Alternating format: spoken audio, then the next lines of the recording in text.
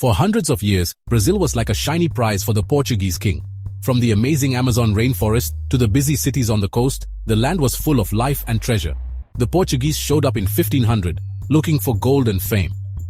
They built big sugar farms, worked by enslaved Africans who were forced to work very hard.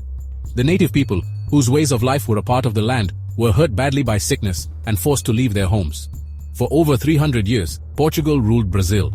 The king wanted to stay in charge, so he made strict rules that kept some people on top and others at the bottom. The Portuguese who were born in Portugal were at the top, and the native people and enslaved Africans were at the bottom.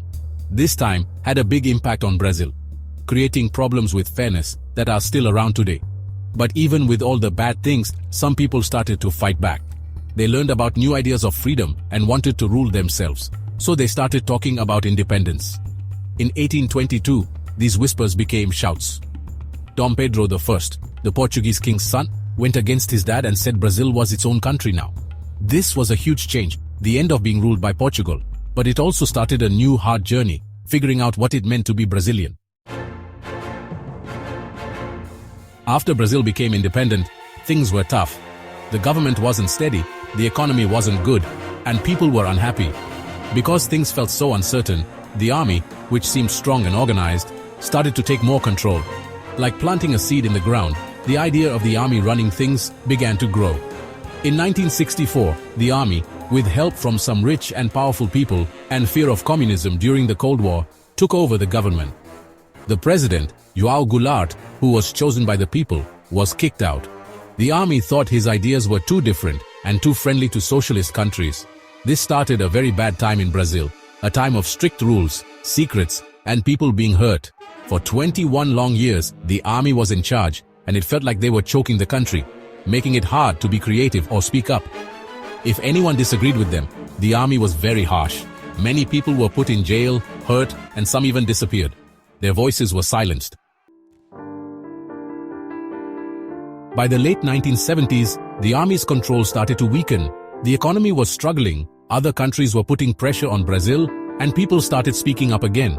The desire for freedom, which had been hidden but not gone, showed itself in protests, worker strikes, and secret newspapers. The army realized things were changing, so they slowly started to give some freedom back. This was called abertura, which means opening in Portuguese. Some of the strict rules were relaxed. People who had been forced to leave the country could come back, and it became okay to disagree with the government. People felt hopeful, but they also remembered the bad things that had happened. In 1985, after more than 20 years of army rule, Brazil finally had a real election. Tancredo Neves, a man who represented hope and bringing people together, won. Sadly, he died before he could become president, which made everyone very sad, but Brazil continued to become a democracy, even though it was a difficult time.